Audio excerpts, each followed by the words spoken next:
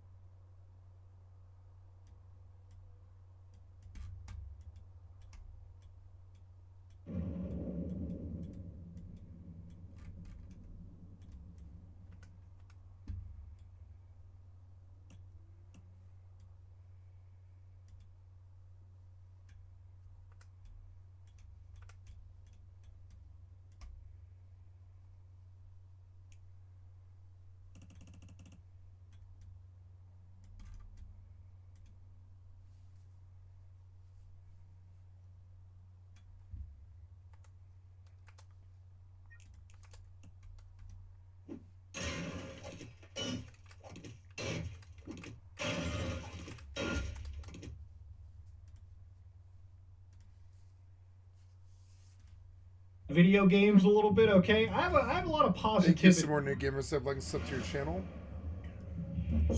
All right, so apparently Xbox just gave up. And last night I saw that apparently the next Xbox is literally just going to be a PC.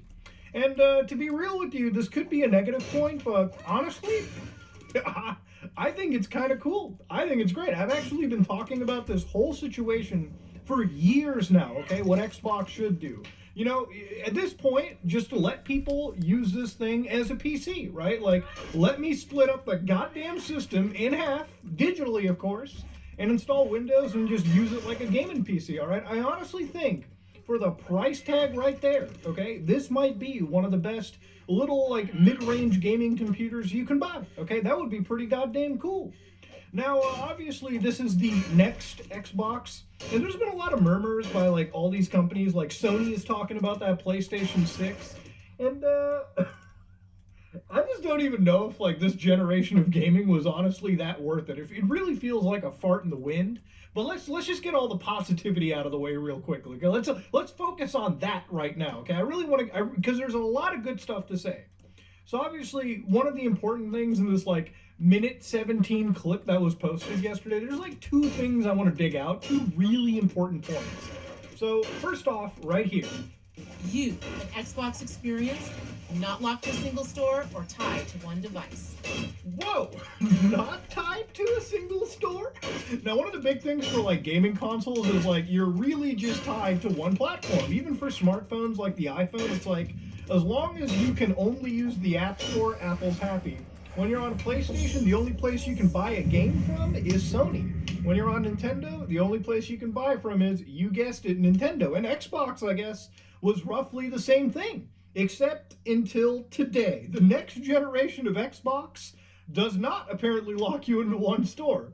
Now, there's been a lot of speculation that, whoa, does that mean they're going to let you install Steam on the next Xbox? Epic Games Launcher? Are they going to let you play with Ubisoft Connect, God forbid? I don't even know if that's entirely the case, and I don't even know how they would do that. What, are they going to, like, have a Steam store that you can load onto your Xbox, open that up, and then it launches, like, the Steam OS? Does it launch, like, the Steam Deck interface and let you play around with your Steam games? Is that the possibility? Or are they going to let you do that with Epic Games? Or is it like what I mentioned in the beginning? Are they just literally going to let you split the Xbox up and use Windows 11 straight on the box, okay? Just like a regular PC, which they absolutely could. I've talked about it in the past, and if that's the route Xbox wants to take, then I think it's actually not a bad idea, all right? Given the fact that Xbox systems really don't sell as well as like your PlayStations or your Nintendos, and I think Microsoft has kind of proven that you can basically buy every single game company under the sun as much as you legally can, but it's not really going to do a lot to drag people into your system if there's no reason to buy the system.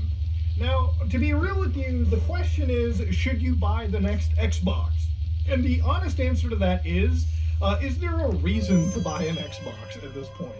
Because the reality is, like, I have not stopped playing games from Xbox. One of my favorite games, I think, like, this year has probably been the Indiana Jones game that I played. I think it was probably one of the best games that I've actually played from Xbox. It was an amazing single-player experience. And I played it all through Game Pass. You know, Elder Scrolls Oblivion, right? They remastered Oblivion. I thought that was a pretty fucking good time. You know what? I never installed that on my Xbox, never even bothered to waste my time there. You know, games like Starfield, I played entirely on the PC. So it's not that I don't play shit from Xbox. I think all of us kind of do, right? Depending on what your interest is. I do. I played through Black Ops 6's campaign entirely on PC Game Pass. So much like Xbox, you know, everything is an Xbox, right? That's the marketing. You know, this is an Xbox. This PSP is an Xbox. This car key fob is an Xbox. This iced tea might be an Xbox. Anything with, I guess, silicon inside it at this point, breast implants excluded, of course, can probably run Xbox games. And I think that's really the route they want to take. Now, the other piece that I found really important in this is when they talked about, like, emulation or, like, at least preserving games. That's why we're working closely with the Windows team to ensure that Windows is the #1 platform for gaming. The next generation of Xbox is coming to life, and this is just the beginning. We can't wait to show you what's next. So that's a pretty important point. Windows is we're going to make sure that's really the focus point, right? You know, it's the first time I've been looking at Xbox and Windows is really mentioned like this. And, you know, one of the things that I always thought growing up when I heard Microsoft was associated with the Xbox is like, since the original Xbox, like, can I run Windows XP on the OG Xbox? Could I run Windows Vista on the 360? Could I run Windows 10 or 11 on the current generation Xboxes? And you absolutely can, but I think this is kind of where like Microsoft's next focus point is just sort of unifying everything on the PC front and having like that PC console at your home, right? And I think that's really just the point they're hitting at. Now, obviously, when I think of like emulation and backwards compatibility, I think Xbox is probably like the best preservationist, console. just in terms of how far back you can go. Last night I loaded up my Xbox One, and it's funny, I looked at all the games that I had installed, and barely any of them were actually current Xbox Series games. I actually was able to play a lot of my old, like, Splinter Cell games underneath the Xbox's, like, emulation, pretty much out of the box. Like, the coziest, simplest way for me to play some of these old 20-year-old classics was just sticking the But disc why? in my Why would you actual want? Why do you Xbox want to Series play those and old just games? playing them through that. And that, I think, is probably the one cool thing that Microsoft really does that none of the other console guys really give a shit about. Like, could you go all the way back and play like PS1, 2, 3 games with your actual discs on a PlayStation 5? You absolutely can't. You probably have to go through the steps of paying for a subscription to get access to them, or just buying them individually on the storefront, which I think in that regard, Microsoft does a pretty good job. There's even a lot of delisted games like Pandora Tomorrow that you can just stick your disc in and download an emulated version within like a matter of minutes. And I think that's some cool shit. Now, when I think about this gaming generation, I wonder if, do we really even need to talk about the next generation Xbox or the PlayStation 6? I really feel like this generation of gaming is like the biggest fart in the wind gaming generation. You know, typically when you go from like PS1 to PS2, it really felt like, bro, the mouths are moving, the game worlds feel livelier, the open worlds are much more open and livelier, right? When you went from the PS2 to the PS3, you know, you really did feel like, okay, the high definition is really showing, and in some cases, there are games like, I would say, Metal Gear Solid 4 that have held up the test of time. You could crank that shit in a PC emulator, rock that up to 4K, and it would still look like a game released right now. You know, when you went from PS3 to PS4, there was a lot of games that were focusing on that open world, and they implemented gameplay like systems, like the Nemesis system from like the Shadow of Mordor games, or just the worlds were so big that in order to even port them back, you'd have to make pretty much different versions of the game, as you had to do back in the PS2 and Xbox generation, right? Where like Xbox would get like a real Splinter Cell game, and then the PS2 and GameCube would usually get like a fucking neutered version because there were so much technical differences between that stuff.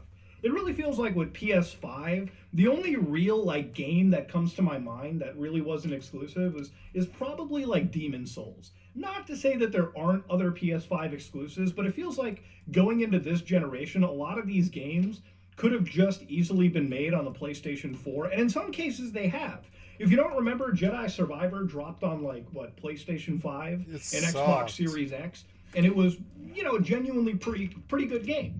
But, you know, it wasn't a game that couldn't have been made on the PS4 because I'm holding a copy of the game. The reason I own this copy is because it's not a neutered physical release. It's actually the whole game on like 2 actual discs, ladies and gentlemen. Unlike the current PlayStation 5 series releases where games are typically like, you know, like halfway done on a disc and you have to download the rest. So what's the point of making the actual physical copy, right? If you're doing these game license key card nonsenses.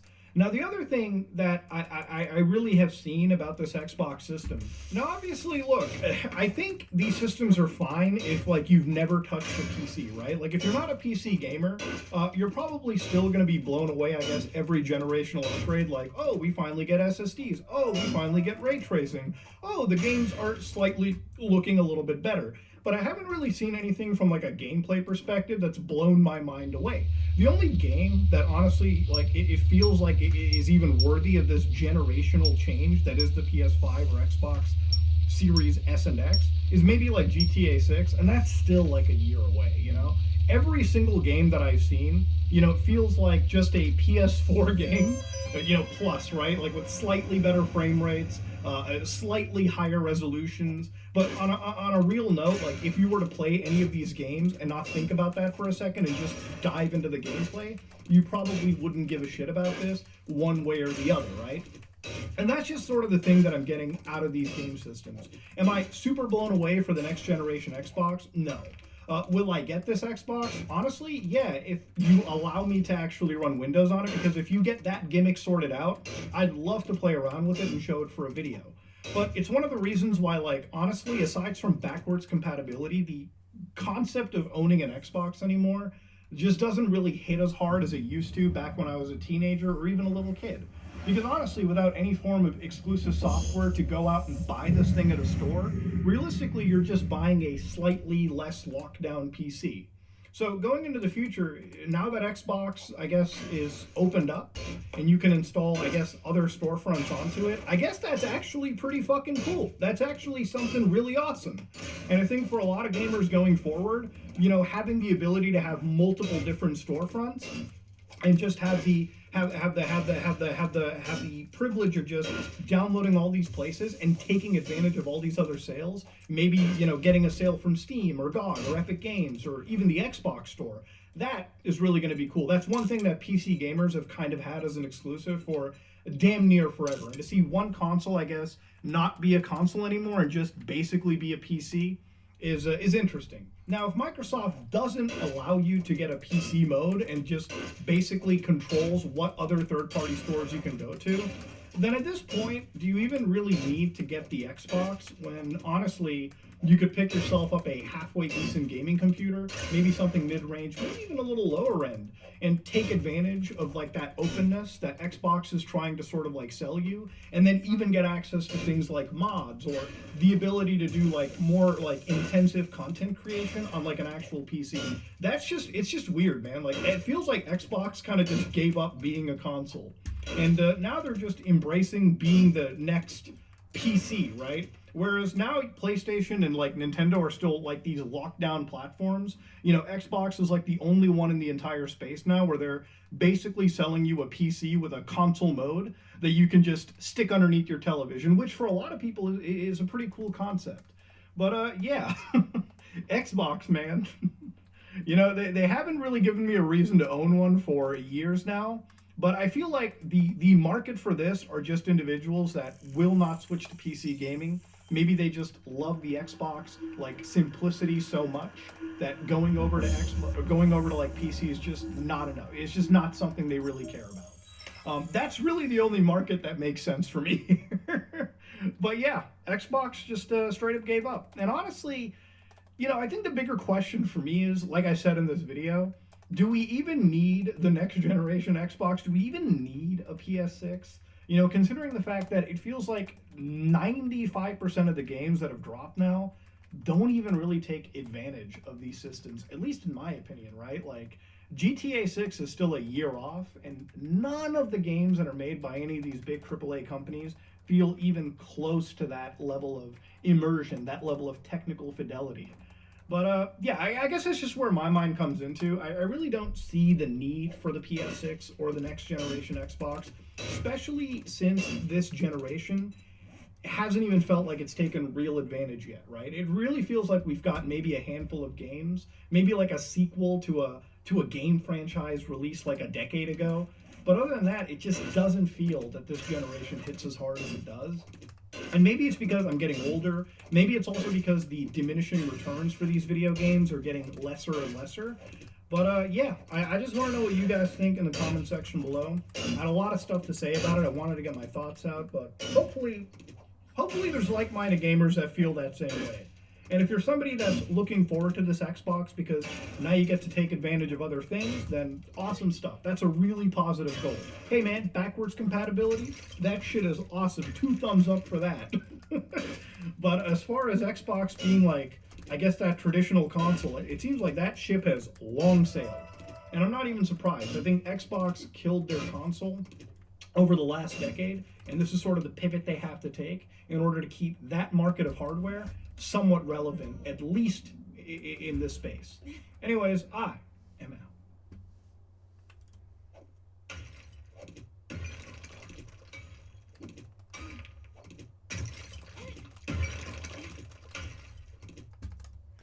Yeah, Xbox is dying, and I think it should.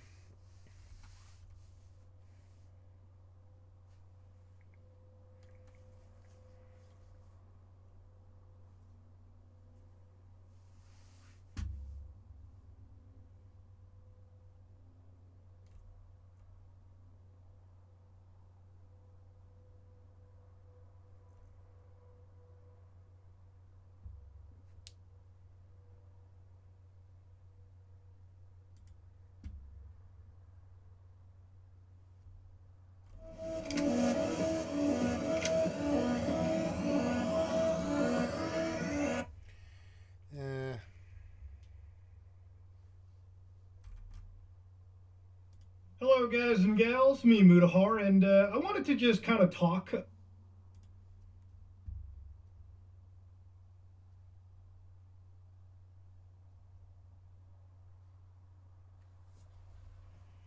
7 days is getting some interest, though.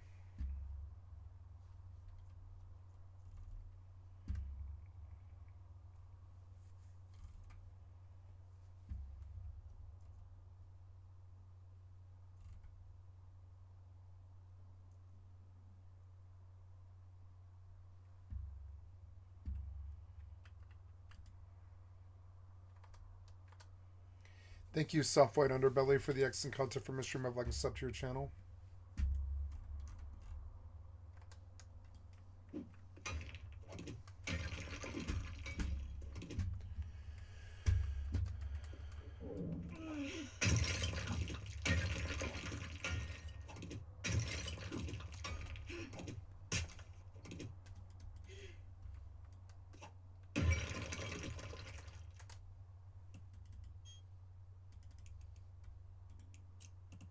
I get outside to the ambulance bay and all I see is this blue car, older model, and it is just riddled with bullets.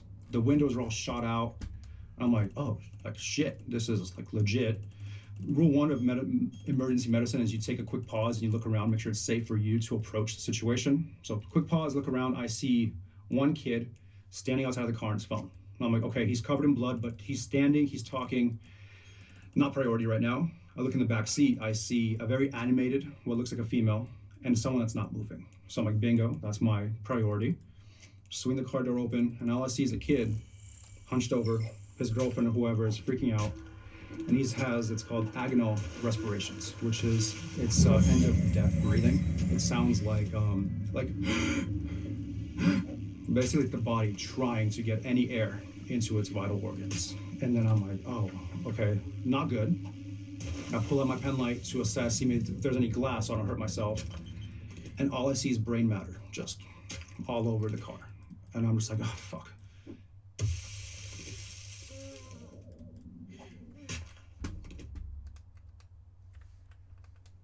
All right, Igor. Good morning. Igor, you are, what do you call your profession? What do you do? I'm an emergency department nurse. Emergency department nurse. Yes, sir. And you work on one of the downtown. I do. I work downtown Los Angeles, down the street from MacArthur Park. Oh, well, you're right in the heart of it. The heart of it. It's an interesting clientele that we get all day and all night in the emergency department. What kind of people are coming in? Everyone. So I live, of course, if you're familiar with Los Angeles, right? You have Koreatown right there. You have Chinatown. You have East Hollywood. You have Hollywood. You have, unfortunately, the homeless population of that area. And so we get all of them, sometimes all at once. I'm sure you've seen people that are on my channel in your maybe in your emergency room. Unfortunately, can't disclose that, but maybe I have. I'm certain you have. Right. What made you want to get into this field? You know, they asked that question in nursing school orientation. This was COVID times, pandemic, so Zoom, and the director asked that same question: why do you want to be a nurse? And going around the boxes of everyone's giving these amazing stories of my mom was in the hospital and the nurses were amazing and to get care of her, or I was in the hospital, or my significant other, whatever. And then as they're saying all this, I'm like, do I lie in this moment to sound like I fit in with this group of my future colleagues, or do I say the truth?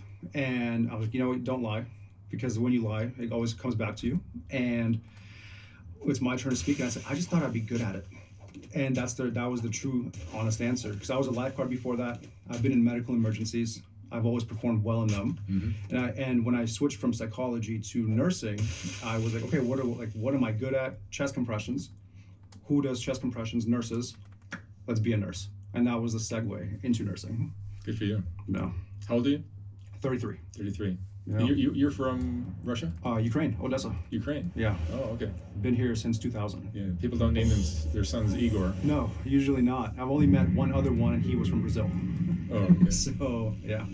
So, you, like, what is the majority of the people you'll see? Like addiction stories, or? It's everyone. It's addiction, it's of course overdoses and drug use, it's heart failure, it's strokes, it's heart attacks. It's in the emergency department, we are the jacks of all trades. I'm expected to know how to respond to every emergency that walks in through that door, and that's your pediatrics, your neonatals, your labor and delivery, like your mothers are coming in pregnant, giving birth. It's your heart attacks, strokes, your overdoses. I'm expected to know how to respond to all of that. And there's no such thing as a common night. It's from 5 minutes to 10 minutes to 15 minutes, we'll see an overdose, someone who's in cardiac arrest, and someone who's checked in because they ate too many hot wings. And so it's just complete controlled chaos all night. How does this job affect your personal life? It's made me more calm. It's we're on shift for 12 hours at a time, 3 nights a week.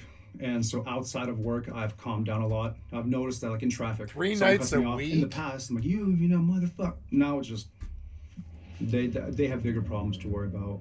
The rest of my life is calm, relaxed, no stress. It's also made me reevaluate friendships and relationships. I'm around a lot of death, and so are my colleagues. And in their last moments, no one's asking for to see their bank account, to see their trophies, to see their accolades. They're all calling out for family, for friends. They want to see pictures of their loved ones. And so that's made me think, like, yes, it's great to have things, but relationships is what kind of drives us forward. Yeah, absolutely. Yeah, it's just changed my whole perspective on life and how life is short. I'm heading to the gym after we're done here. I can drive off onto Main Street and get into a car accident and pass away in 2 hours. Yeah. And that's just made me, if I want to do something, I just do it. Obviously, as long as it's safe and only affects me, but I just live my life the way I want to live it and not the way someone says I should. Yeah. Yeah, when it hits you, it's hard, Yeah. especially when it hits close to home. Yeah, and it's just being around that with me and my colleagues. We just all tight knit together, and then when we're outside of work, they all have families and kids, etc. But it's all very family. Let's spend time together. How are you? It was time off social media. It's all very in the moment living. What do you think of the fentanyl epidemic? Oh, it's horrible. It is absolutely horrible. Because before fentanyl, heroin, you could overdose and die, but it was rare. Yes. But with fentanyl, it's so common. It's cheap, and it gets you high. And most of the overdoses that we see is fentanyl. There's classes of overdoses that we see in the emergency department. We have those who were found, let's say, MacArthur Park, I'll use an example. Someone called 911, firefighters showed up, and they gave them a medication called Narcan, also known as naloxone. It's in the field, they use it as a nasal spray. We have IV. Patients already awake, alert by the time they get to the hospital, and usually they either just jump off the medic gurney and walk out, or they get violent and aggressive towards us because someone just killed their high, and then they end up leaving.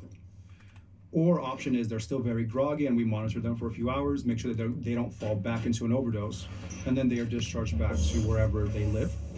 And of course, option number 3 is they come in and they've overdosed and they've been down for too long, and now we're doing CPR and giving them life-saving medications, hopefully shocking them with a defibrillator, and that's kind of the worst case scenario, is when they end up in the ICU or they don't make it. And as I learned painfully last week, that they're putting fentanyl in all kinds of drugs. Yes, so in the emergency department, for some reason, it's always things come in clusters. If we see 1 stroke, we're gonna see 3 more. If we see 1 cardiac arrest, we're gonna see 3 more. I don't know, it's like the medical gods, I don't understand it. We had one night when people that were dressed nice were coming in as overdoses. And I mean that in the most respectful way. Usually our overdoses are the homeless population, and they're not dressed nice, but we were getting women in dresses, we were getting men in tuxedos, all testing positive for fentanyl and cocaine. And they were out partying, and what they thought they were doing was cocaine, party drug, as we all know, mixed with fentanyl, and they were just all overdosing. And when they would wake up, they're like, hey, I did cocaine tonight. Last thing I remember is being at this party, having fun, and now I'm here. I don't know what happened. They're like, hey, you tested positive for fentanyl. And so they're just shocked to learn this. And it's just amazing that they're using multiple drugs and selling it as one thing, and now people are dying from it. Yeah. And about a month ago, 3 weeks ago, we had a string of overdoses, just nonstop. And usually the fire department, they spread the love. They'll send a few patients to this hospital, this hospital, this hospital. And we later found out that, I don't know how the drug world works, but the manufacturer had different dosages, different syringes of different product. And whoever was at the local park and they had 8 different syringes, labeled 8 different ways, and they were just coming up to people and injecting them at the park. And then sitting back and watching. Who reacted how? Did this person passed away? This person's really high. This person is freaking out. This person's high. And they were marking down notes of how these different dosages were affecting the people. And the only reason we found that out, the police told us, like, hey, be prepared because we're sending you a bunch of overdoses tonight. And on this people, like the Narcan was working, on these it wasn't, so we didn't even know what was in it. It was some of them were being PCP, fentanyl, cocaine, others was just a mess. Just using homeless people as guinea pigs. As guinea pigs. And this job has showed me how inhumane people can be and how life to someone else, your life doesn't matter. And the people that we were able to resuscitate, they would wake up and say, hey, I do drugs, but I didn't do any today. I don't know why I'm here. And then we examine and there's a pin mark on their neck or their arm or somewhere. Horrible. And it's just, these dealers just don't care. And with this, and fentanyl especially, it's just non-stop. All night we get the overdoses, and all day. And every hospital in America probably.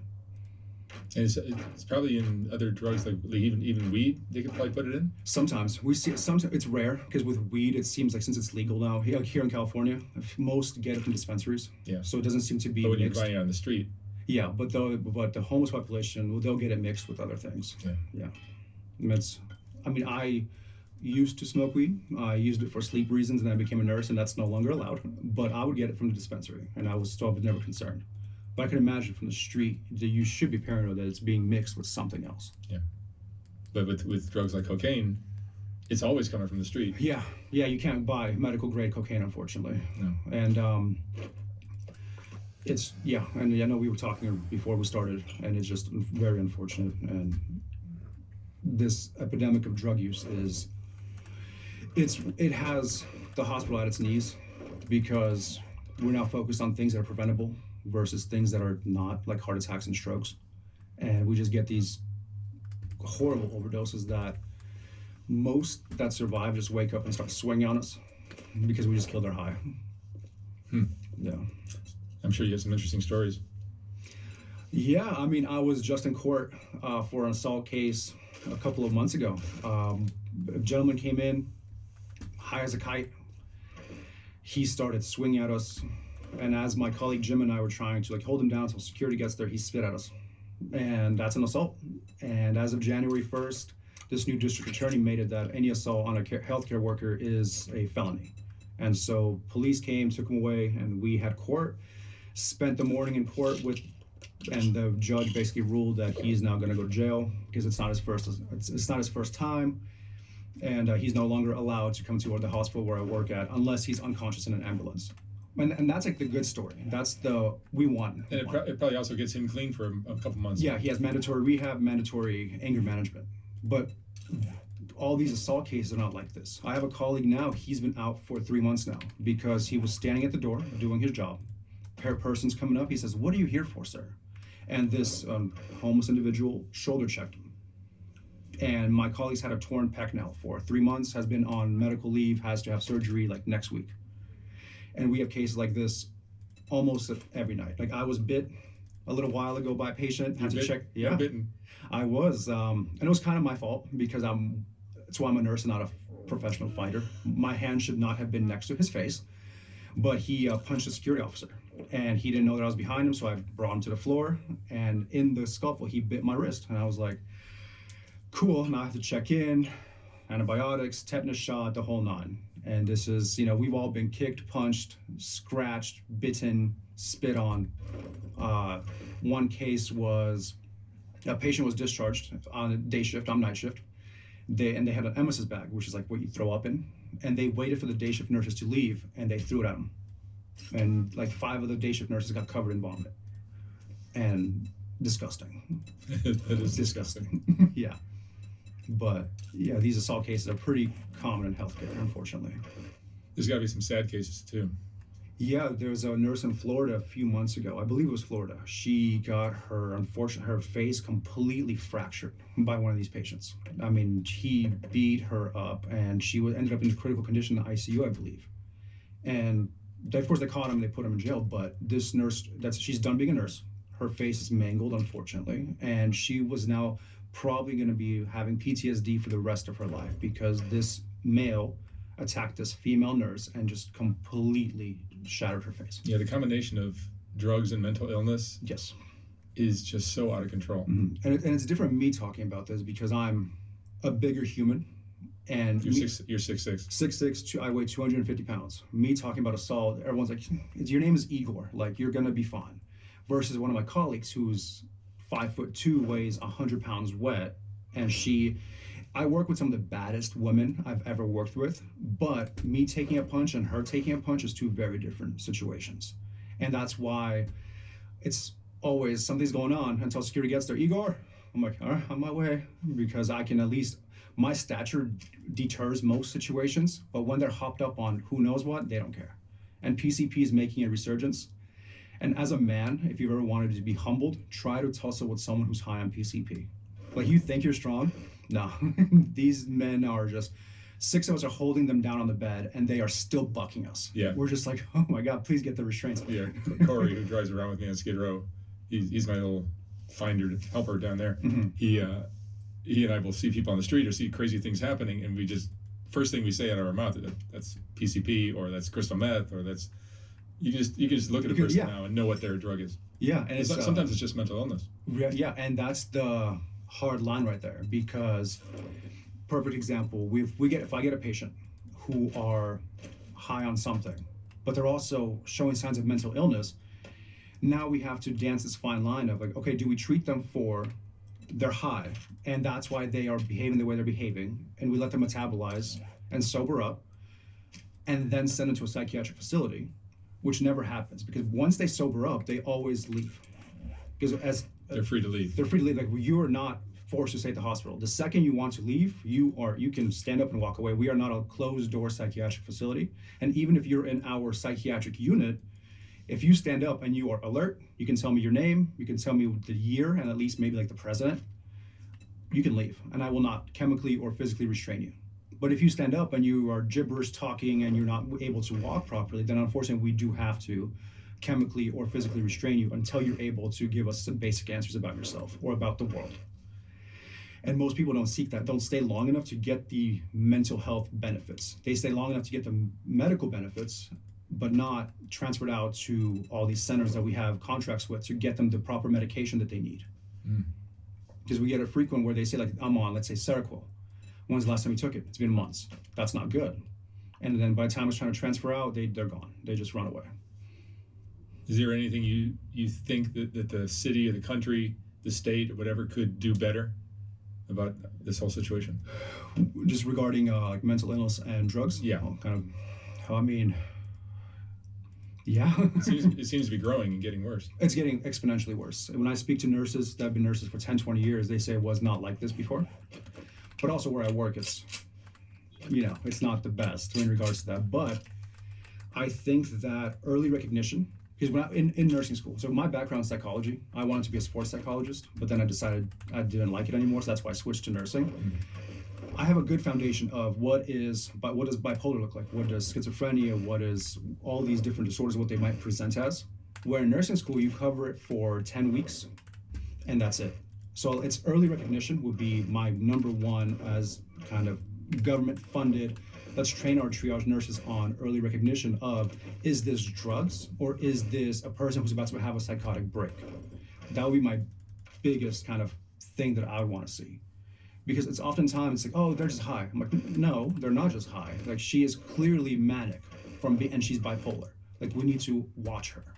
Versus like, oh, here's some medications, like discharge back to the street, which just happens often. Therapy should be mandatory for all of us. Yeah, all of us. Like everyone from the top of society on down. Yeah, I agree. And I mean, especially in my field, I think that we should all be offered complementary therapy. For sure. For sure. Yeah. Because like there are things that we see on a daily that I think are normal now, Where if I tell these stories, people are looking at me horrified. Just like, are you okay? I'm like, yeah, why?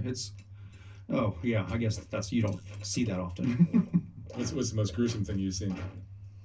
Oh man, there's so many. I can share a recent one. Sure. It was a few months ago. Typical night in the ER, which means it's not a typical night because it's the ER. And my assignment that night was resource nurse, which is you just, as it sounds, you resource the unit, you help whoever needs help. Security runs in. They're like, hey, I think we have a homeboy drop-off in the ambulance bay. And a homeboy drop-off is typically gang members don't want to check in and give their name because they're gang members. And what they do is they have an injured, I don't know, friend, homie. Mm-hmm. They just kick them out of the car, whether they're stabbed, beat up, shot. They just kick them out of the car into the ambulance bay. And then we run out and we grab them and do our thing. Homie drop-off, right? Makes sense. And security runs in, like, hey, we think we have a homie drop-off, etc. So I'm free. I don't have an assignment, so I can just go. I get outside to the ambulance bay, and all I see is this blue car, older model, and it is just riddled with bullets. The windows are all shot out.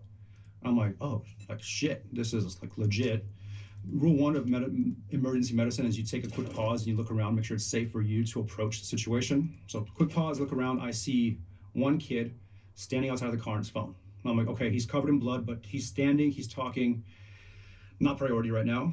I look in the back seat, I see a very animated, what looks like a female, and someone that's not moving. So I'm like, bingo, that's my priority. Swing the car door open, and all I see is a kid hunched over. His girlfriend or whoever is freaking out. And it's called agonal respirations, which is, it's end of death breathing. It sounds like basically the body trying to get any air into its vital organs. And then I'm like, oh, okay, not good. I pull out my pen light to assess, see if there's any glass so I don't hurt myself. And all I see is brain matter just all over the car. And I'm just like, oh, fuck. I grab the kid. At this point, my colleagues have a gurney coming. I place this kid on the gurney. And then I'm like, okay, go. And then now my attention's on this other kid. And I look at him once again, get my pen light, shine it, covered in just blood. And I'm like, hey man, are you shot? Are you hurt? And then he's like, I don't know. And then I look at him closer and he has bullet holes. He's wearing like a long sleeve black sweater and he just has bullet holes all over his sweater.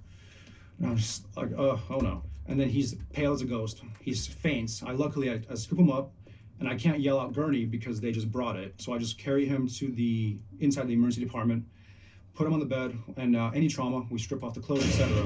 At this point, the initial kid that I pulled out of the car, he's now intubated, fluids are running. My colleagues are trying to stabilize him with one of the doctors, Dr. Villacorta, amazing physician. Luckily, he was there that night. Charge nurse is on the phone with a level 1 trauma hospital, because we are not, saying like, you have a patient coming in, and I'm like, hey, well, you have 2 patients now coming in. Now we have 2 ambulances en route to us to take these people to this trauma center. Luckily, the patient I was working with, he was only shot in the shoulder and arm multiple times. Few inches, it was his left arm. So a few more inches to the right, he would have been his heart, but he got very lucky. I stabilized him, gave him pain medicine, gave him anti-nausea medicine, gave him some fluids, he was fine. The other kid, we didn't find out until later. Unfortunately, he did not make it. And that was the brain matter. Yeah, and so the reason that story stands out to me the most is we see gunshot wounds all the time. We see all of this occurring, all this gang violence occurring all the time. 20 minutes later, I'm standing around the nurse's station. We're all debriefing a little bit, and I wear this jacket at work, and I have inside pockets. On the right side, I always have a trauma tourniquet and IV start supplies. And the left side is always like gum, snacks, because we never know what we're gonna eat. And so I'm like, I want a piece of gum. I like to chew gum. And so I reach into my pocket and I feel something squishy. And I pull it out and I'm holding a piece of this kid's brain in my hand, about that big. Why was it in your pocket? When I pulled him out, it must have fallen in. It fell in your pocket? Yeah. And I'm just like, how is this my job? Like, how is this what I do for a living? Because now I'm like, what do I do with this? Like, put a biohazard bag, send it off to lab, it's now evidence. But yeah, that's like one of the many stories that. Are you an adrenaline junkie? 0%. No? No, I've never been skydiving. I don't drive fast. I get enough of it at work now. Yeah. Yeah, it's good. It's like seeing your reaction right now to that story is like, wow, I'm like, yeah, this is why I don't really talk about it often. Right. Because I told that story at a dinner with a few friends of mine, and they were bitching about their jobs. They're not in healthcare. They're like, Igor, we never hear about you. Because I always say everything's fine. When they're like, oh, how's work? My initial reaction is everything's fine. Move on, because no one needs to hear about this. About the brain in your pocket. Yeah, no one needs to hear. No one needs to know this. And so they're like, no, like we want to know. Like we haven't seen you in a while. Like what? How's work? So I tell this story, less graphic, because we're at dinner, like finishing up dinner, and I look up, and they're horrified. Like my friend and my other friend, they're just horrified, and my friend's girlfriend's like on the verge of tears. And I'm like, no, guys, like this is fine. Like this is not even the one that haunts me. Like this is all good. So yeah. Amongst your nurses and doctors and the paramedics and the cops and detectives and all this, I've seen this before, and I do it because I'm seeing so much like terrible stuff. I'm hearing so many terrible stories. There's a tendency to laugh about it rather than just sit there and cry, because the alternative to laughing about it is therapy. Is getting therapy and crying. But it's a protective measure. It's a defense mechanism, 100%. All of us have a very dark. And sometimes people will be horrified that I laughed at something that someone's telling me, but I'm just. Otherwise, you got to stop the interview and start crying. Right, and we all have a very dark sense of humor. I'll give another story right now, and it's not funny. It's not, but it is. You know, we had a patient come in. There's a phone that sits at the nurse's station that's connected directly to 911, to the fire department. And that's the phone that they call and say, hey, we're 5 minutes out, we have this and that coming in, so that we can prepare ourselves. Phone rings, answer it. We're doing compressions on this patient found down at the restaurant. Bystanders say that he choked. Standard. We bring him in. He's on it's called a Lucas machine. It does automatic compressions. We take that off because it's the firefighters. We can't use it. We start doing compressions, etc. Doctor's trying to intubate. Can't. He sees there's a hot dog, like a half of a hot dog, just sitting in the throat. Forceps pulls it out, intubates. Unfortunately, he was down for too long. Like, we didn't save this patient, but we find out later that he was a widow. His wife passed away 3 years prior, and it was his first date off of a dating app. He was finally ready to date again, and it was his first date of the last 3 years. And without skipping a beat, my charge nurse, who's been an ER nurse for 10 years, trauma one, just around all of this stuff all the time, he just goes, well, his wife just said, nope, you're coming up with me. And it's not funny. It's not. But in that moment, that's what we, the staff, needed because of this horrific event that we just went through. Seeing a hot dog pulled out, not saving this patient, everyone's sad and just mulling over what we could have done different. And this charger says, the wife's like, nope, you're coming up here with me. You're not dating anyone. And we're all just, it's not funny. But you laugh. But we laugh because we have to. Because if we can't go home. The job would be just too traumatic. Yeah. Yeah. If you didn't have that ability to see humor in it. Yeah, and it's sometimes it comes off wrong to the patients that can hear us. Of course, the nurse's station's not in a soundproof bubble. And sometimes, because these people just watched what we did over here. And now we're all, joking with each other, and now we're all smiling and laughing. It's a way to stay professional as well. Yeah, and they think we're being insensitive to the patient, but we're just like, but we're not. Like, you're seeing so much of it that it becomes a great tool. Yeah. To cope. Absolutely. Yeah. Absolutely. It's, it's not there are still days when I'm driving home, and I'm like, how is this what I do? Like, how is this my job? And then there are days when you're leaving work and you feel like a badass because you just saved three lives. You did some cool things. You put an IV in someone's neck, and then you drilled another IV in someone's foot, and it's like, yeah, I feel good. And then other days, I'm leaving. I'm just like, what the fuck was that? It's got to be hard when you lose somebody. You get so used to it, and then it hits you all at once. But like the ones that are imprinted in my brain as like my trauma that's stored back in my head aren't ones that we've lost. It's ones that either have a really messed up situation, because there's worse things than death. It's when we keep someone alive past any meaningful life. And those are the cases where I'm just very saddened by, because we see it often with older patients when they're very ill, very sick, and there's something, it's advanced directives, and it's your choice. You and me can make this today with a lawyer or a doctor, and it's, how do I want to be saved? if I have a heart attack right now, do I want to have compressions done on me? Do I want to be intubated? Do I want life-saving medications? Or do I want you to just make me comfortable and let me pass? And what we see often with older, like 90s, 95, 99-year-olds, is that their family just can't let go yet, and they make them full code, which means that you do everything that Western medicine has to offer to save their life. And me doing chest compressions on a 99-year-old little grandma and giving her all these life-saving medications like epinephrine, and we're giving her magnesium and all of these things, like, yes, she technically is alive right now because she has a heartbeat and a blood pressure, but we also just gave her more epinephrine than anyone should ever have in their body at once. And we know that she is probably going to pass away in the ICU tomorrow, in an hour, whenever. And to us, it almost feels like torture at times, because we know that they're not going to survive, but we have to, by law, do everything that we can so that they do survive, at least while they're in the hospital. And that's hard. Those are hard. Yeah. Let me ask you something about fentanyl. This is for my own personal reasons, but it'll be interesting for the audience, I think. When somebody dies of a fentanyl OD, it's a peaceful death, right? They're not like they're not going through pain. They're not horrified. They're not going through some horrific OD. So with fentanyl causes something called respiratory depression, and it's normally we breathe 16 to 20 breaths per minute. That's normal standard. With a fentanyl overdose, your body just starts breathing less and less times per minute until it stops. It's not painful. It's a peaceful way to go. It's a peaceful way to go. Yeah. And the hardest part is when we get them back.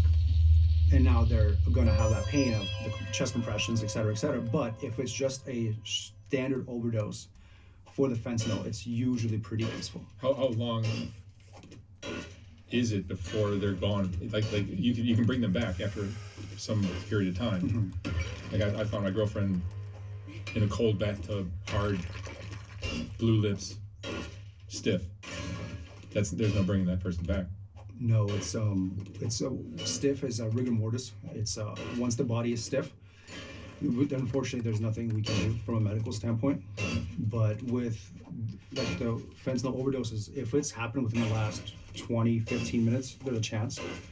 We've done codes for 5 hours. Before codes meaning like we're doing compressions and giving medications, etc. We've done them for 5 hours, 6 hours on an overdose before because the patient's younger, and we've gotten them back. You have. But what kind of a life did we get them back to? Because they've been brain dead for 6 hours, 5 hours. So this is brain damage. Most likely brain damage. And are they alive because we have so many drugs in their body right now? Or are they alive because we performed a miracle and now their heart's going to function on their own? And most likely not. It's the drugs that are in their system. And with most of these patients that we work on for a long time, once they get to the ICU, they typically don't have control. But I'll go like a Tech 9 now. It's peaceful. They don't know. There's no anguish in that moment. They just slip away. Yeah. I'm surprised, and I don't want to give anyone any ideas, but it seems like fentanyl is such a dangerous thing, substance, that it could be sprinkled on a place where people are eating food or touching doorknobs or doing all kinds of... My biggest fear is when we get an overdose patient who is now stable, we've placed them to the behavioral side of the hospital, into the unit, and we have to take off all of their clothes to make sure that they don't have any more drugs or weapons on them. Even though they get wanded by security, we still need to double check. My biggest fear is that when I'm taking off someone's clothing, I get a puff of powder or whatever onto my face. And even though I'm wearing a mask, it can go through my eyes, skin. You're still breathing. Yeah. And there was that video a few years ago when the police officer, he was going through a patient's thing, suspect's things, and you see it on video, something touches him, and he goes into a seizure. And it turned out to be fentanyl. And that's my biggest fear at work, is that I get accidentally hit with some kind of substance and it turns out to be fentanyl, and I die. Luckily, I'm in the emergency department. Hopefully, my colleagues saved my life.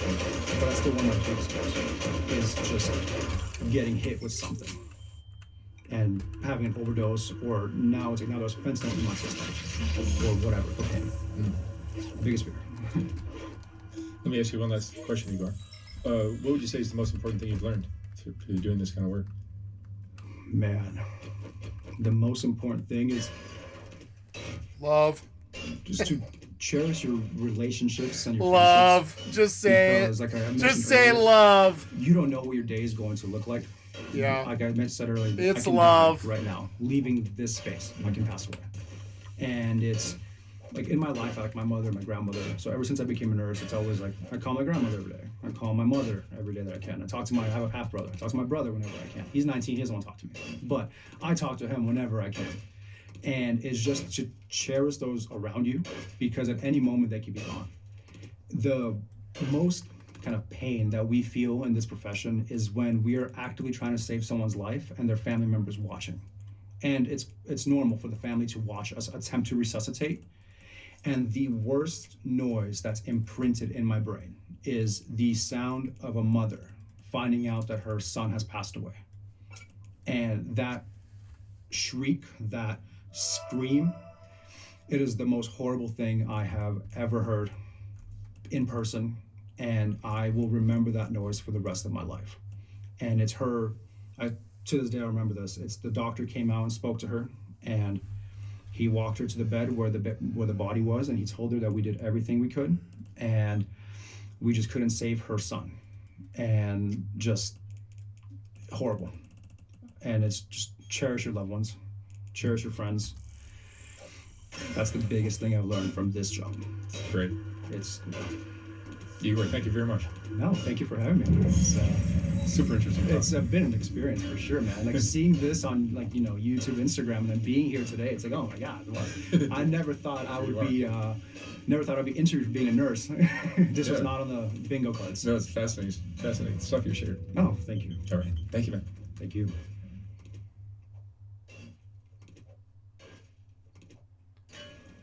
When I was designing the first Softwood Underbelly book, I realized that there were so many great portraits that weren't going to make it into that book.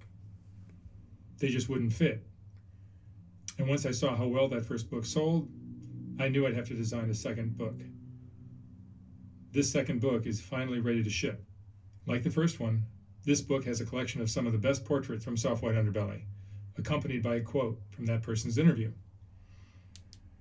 This book features another group of Rebecca portraits, as well as a collection of color images of the Whitaker family, and plenty of others. You can order yours for $125 or $150 for a signed copy at softwhiteunderbelly.org. Again, like the first book, once this book is sold out, I will not be printing more of them. It was good.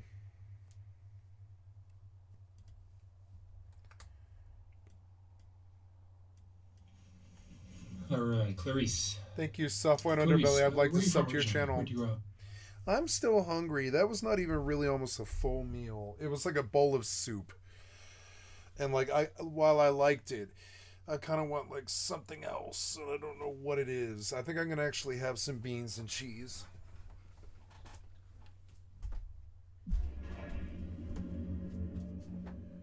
I have diced tomatoes.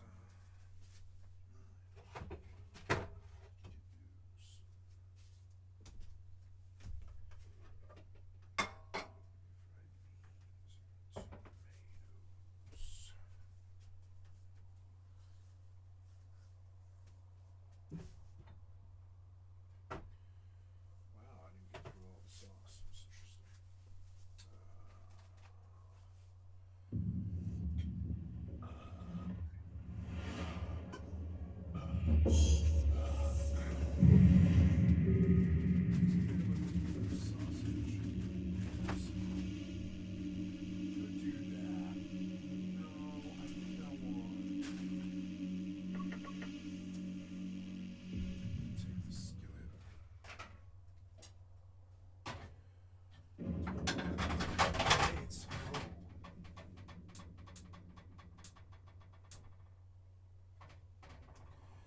And what will we do?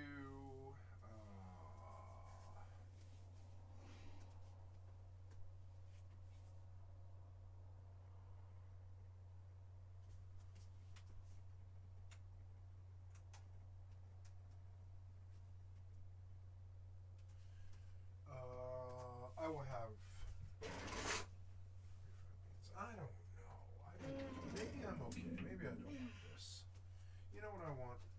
I want some peanut butter and jelly. That's what I'm going to do. Let's take this peanut butter. What was that sound? Something attacking me? What was that sound?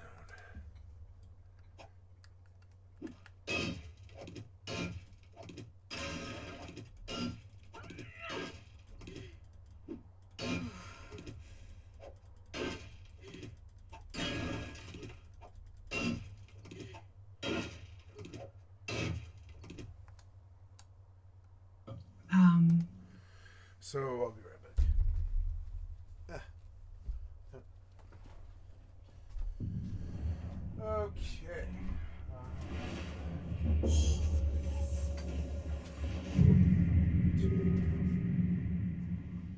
So, I have a spoon over there, which is good, but we'll do.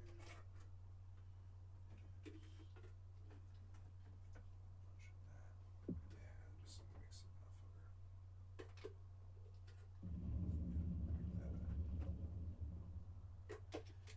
Mix this.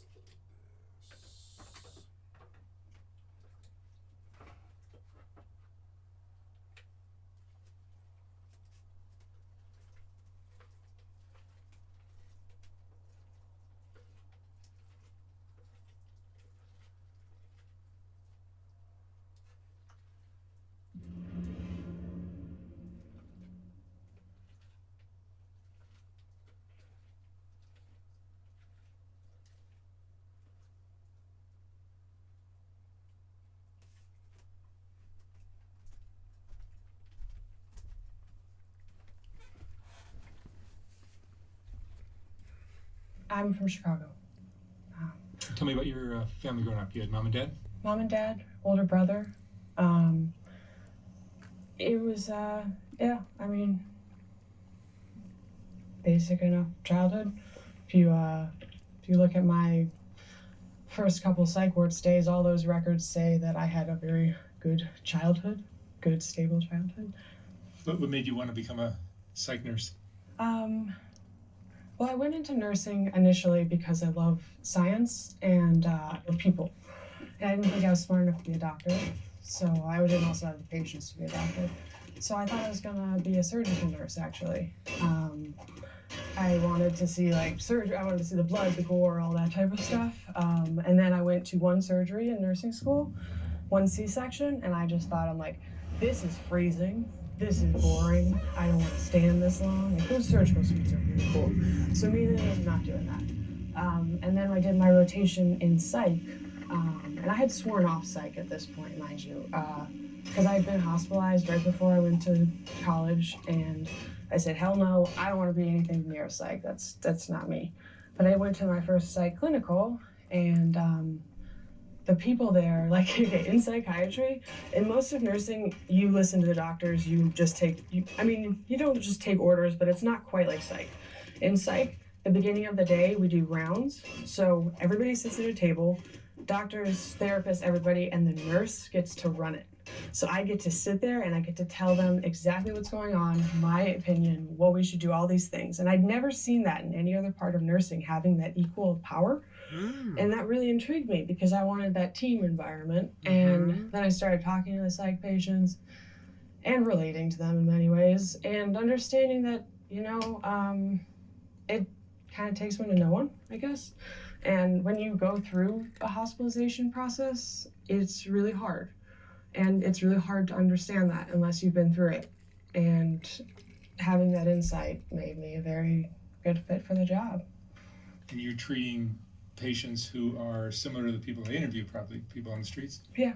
I've worked at a few different facilities. So I started in the public hospital system in New York, and that is what you'll see are most typical, what we consider crazy on the street, talking to themselves, yelling, potential for violence, but it's just the quintessential, you think schizophrenia, you think psychosis, you think yelling on the subway. That's who I'm treating. But I'm also treating alongside them. Like I could have one room with a homeless person, the next room with a sexual assault victim who may or may not be homeless. And then I have next to that, I'll have like a businessman. I have a white collar individual. I remember specifically there was one. All he wanted to do was talk about the stock market because he was so depressed, came in for a suicide attempt, no family, no wife, no kids, nothing. All he knew was finance. He knew how to predict stocks, he knew how to make money, and that's what he was good at. And he asked me every day to print out, is it the Dow Jones? Is that what it is? To print out all that stuff every day so he could look at it, and I would talk to him because I'd stay late sometimes and just talk to the guy. And I found out that pet food is a good thing to invest in, even in recessions, because everybody buys pet food, and beauty products. Beauty products are very good because you're still gonna get your makeup. But yeah, I mean, you learn crazy stuff from these people all the time. You learn so much different stuff. And what separates those people that are in the facility from the ones that are on the street? How are they so lucky to get treatment? Well, it's interesting actually. I worked in the psych ER. It's called CPEP, not CPAP, CPEP, Comprehensive Psychiatric Evaluation Program. Yeah. And I worked triage there. So I was the first person up front that decided, are you even going to get back to the doctor? Or are you going to have to go back out on the street? And that is a really interesting position because where I was working, you had not only people coming in psychotic, suicidal, or homicidal, you had people trying to come in to traffic people, to sell drugs, to do those types of things. And they would see the vulnerable population in a psych ward and want to jump on that. So you would have older women being taken advantage of, older men, all these different things, younger women being trafficked, all of this different stuff. And it was my job sitting up front to say, like, can you come back or not? You got to suss out the line. And unless you are extreme case, like, and especially in these days, unless you are actively a danger to self or others, most of the time you're not going to get admitted. There's other criteria, but it's pretty high bar to get admitted to the hospital for psych. It is, when you're in the psych ward in an acute hospital, it's pretty much the ICU of psychiatry. So, it must be difficult because there are so many people who are out of their minds living on the streets. And actually, the bigger problem that people aren't really talking about is kids. Yep. We have a lot of adult beds. We have a lot of adult psych hospitals. We don't have that many kids ones. We don't have many people wanting to go into kids. And we have a huge problem with mental health with teenagers and younger kids these days. COVID, where do they end up? They end up in the psych ward as well, but there's far and few beds in acute psych hospital. They end up in the emergency room for 2-3 weeks, months sometimes. I heard of a case that I had once where this little boy was in the emergency room for 2 weeks. And in the emergency room, you don't have any psych care. You don't get therapy. You get sandwiches, you get juice, and that's about it. It's an emergency room. It's meant for temporary stays. But these kids don't have beds, so they'll either go to the medical ward, not get their psych care, or stay in the ER. Or worse comes to worse, they just get, discharged right back out until something worse happens. You get someone, like a lot of kids will come in and they will be self-harming. But there's not a bed unless they are literally trying to go for a artery. We have to push them down and we have to push them to outpatient. And then it's so frustrating because you have kids who are from GCFS and they don't have placement. It's called placement. So they will stay with me first up. I had one for 9 months in the psych ward that's not leaving the psych ward. That's not leaving that little unit, not going outside, not getting sunshine, any of that. And there's just not enough resources for the kids either outside or inside the hospital. And the wards of the state are just, I feel for them so hard. Some of those have broken my heart in the past. What do we need as a country? I think we used to have mental health facilities. I got a bite. In our history, we had very abusive state-run facilities. And instead of trying to make those better, we decided to shut them down and push everybody in the street. And that's why that's a huge reason we have this massive homelessness problem. Now, to say keeping them in an abusive environment, that's horrible to do. That's not necessary in any way, shape, or form. But to push them onto the street, is that really more humane? Because once they go on the street, they're just cycling in and out of this what's it called, like ICU care of psychiatry. They're never being stepped down to the appropriate levels. How it's supposed to go and how it was planned to go before before Kennedy got shot, essentially, was that they were going to close these big state-run facilities and make community centers. And so you could step down from this acute care, which is the inpatient psych ward stay. You go to a residential treatment facility, so you're still being monitored 24/7, but you can leave and you get some of these more. It's a less restrictive environment. You're still getting your meds, still getting taken care of, but you have a lot more liberty. Go from there to partial hospitalization, which is day programs. You're there for all day, 8 to 8 sometimes. And then you go from that to intensive outpatient, and then hopefully from there you can just do your weekly That's what I did. therapy. It's a very... Did you hear her say it? She said it very quickly, but I did this process. It's insane. I was very happy to do it. I needed it. Like... acute care. I was not happy to do it, but I was happy to receive the results, you know?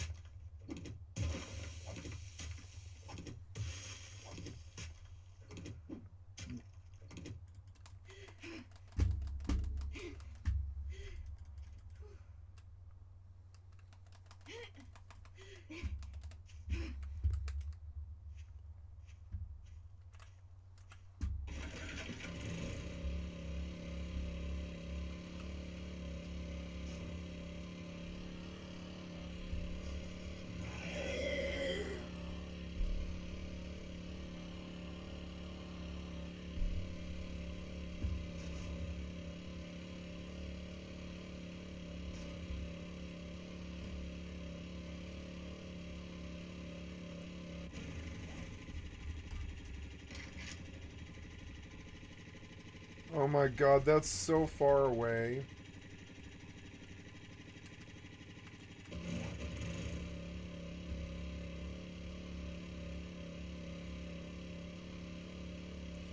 Well, I mean, what am I doing? I don't care.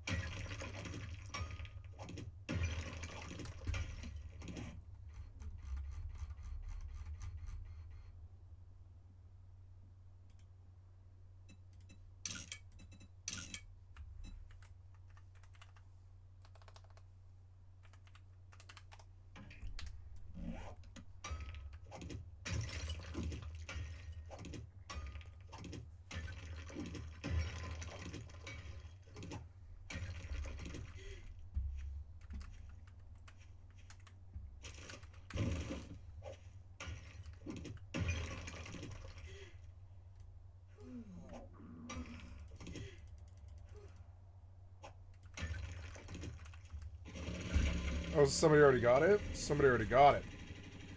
Oh, okay, that's why I spawned down there. It's because somebody's living south? Okay. Well, that's cool. Okay, no problem.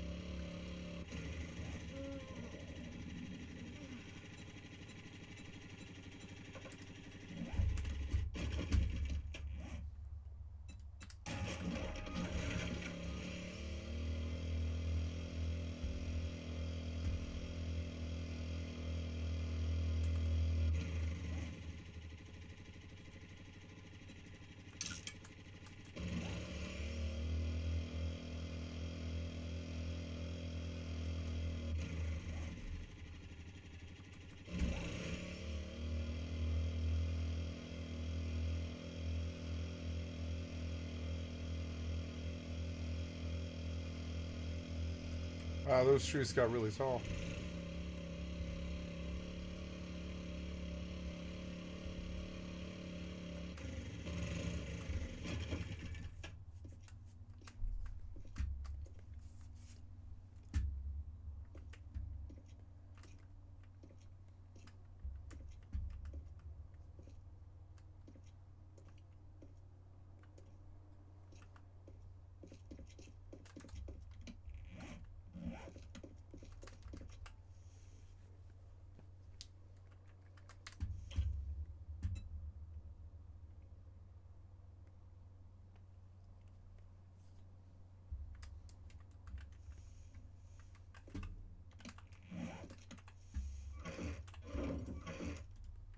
Inpatient psych ward stay.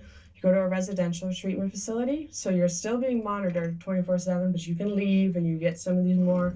It's a less restrictive environment. You're still getting your meds, still getting taken care of, but you have a lot more liberty. Go from there to partial hospitalization, which is day programs. You're there for all day, 8 to 8 sometimes. Yep. And then you go from that to intensive. They're all day, 8 to 8.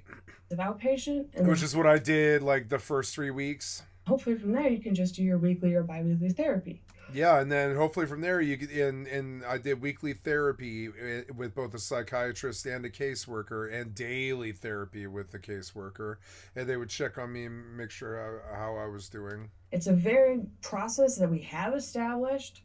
There's so little resources along those steps, and we don't want to treat it until it's super severe.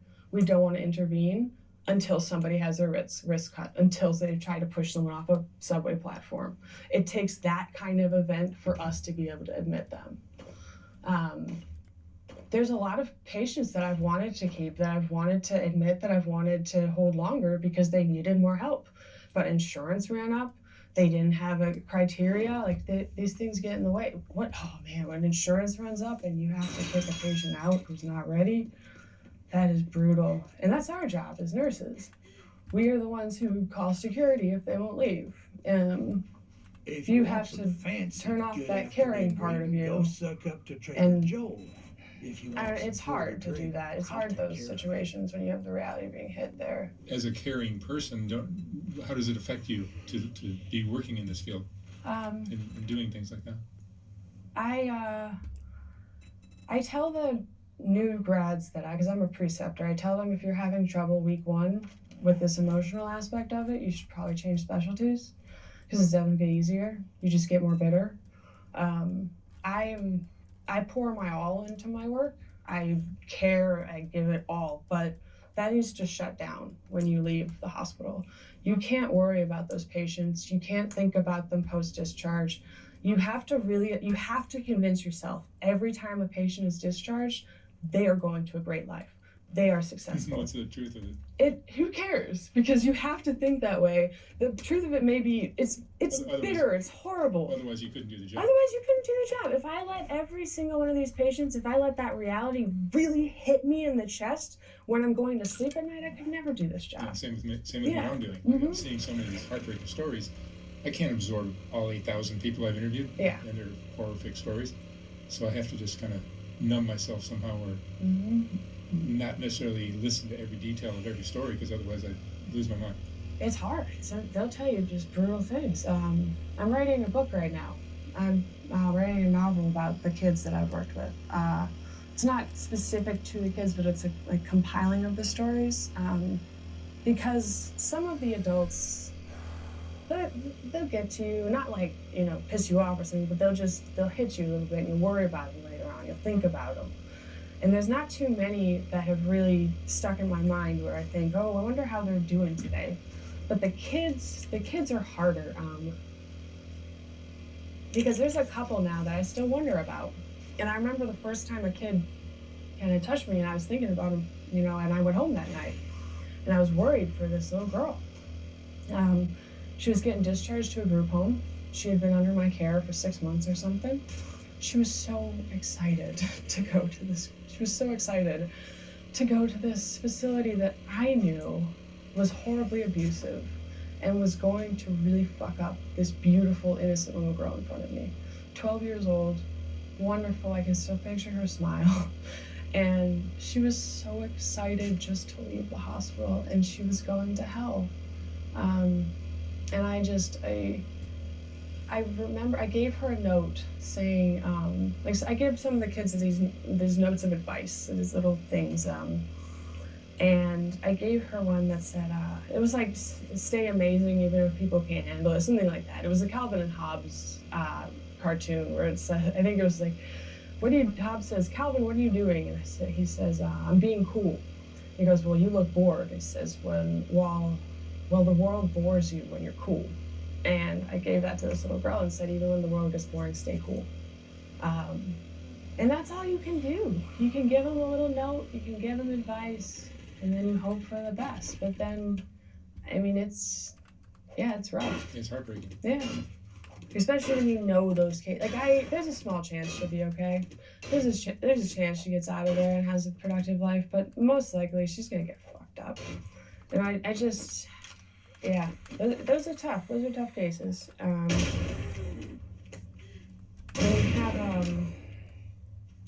When you're working with kids, it's harder to not get emotionally involved with it. But it's also easier in the sense that you can.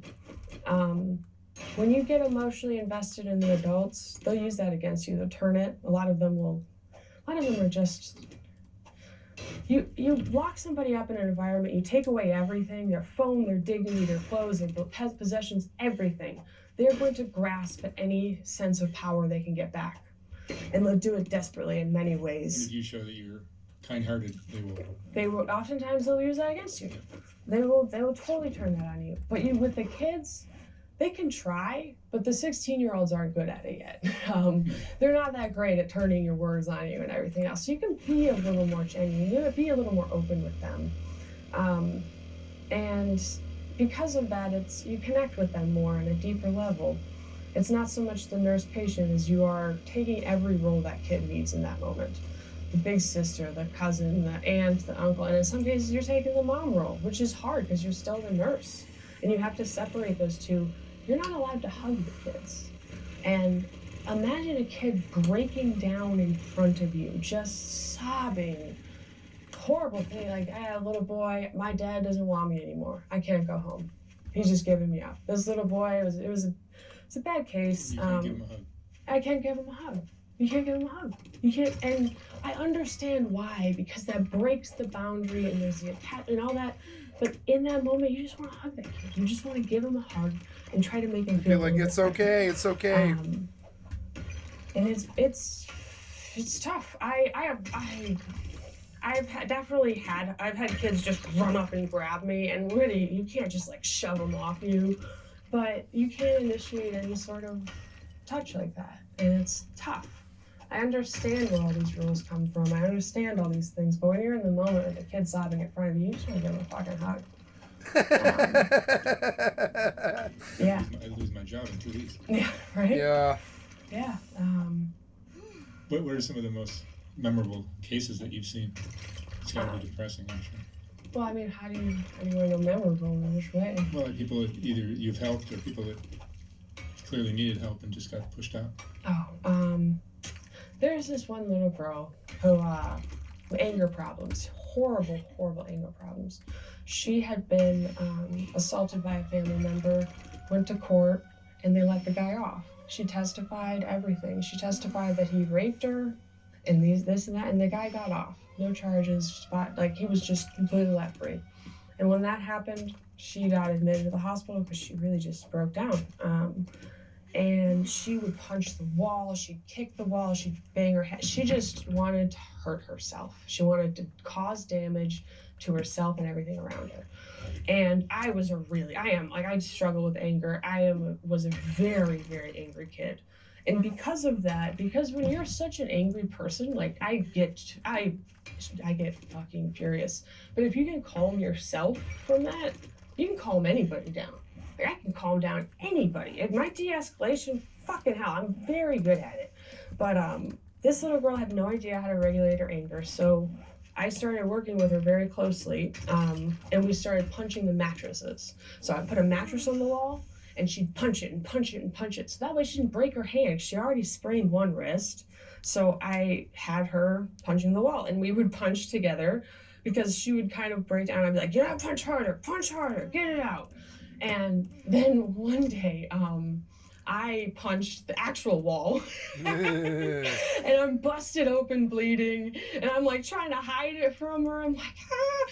And I come back the next day all banged up, and she's like, oh no, it's my fault. I'm like, no, it's not your fault. So later in the day, she has a breakdown, and we're sitting like this on the ground. And as you see, I have these tattoos. I have tattoos everywhere.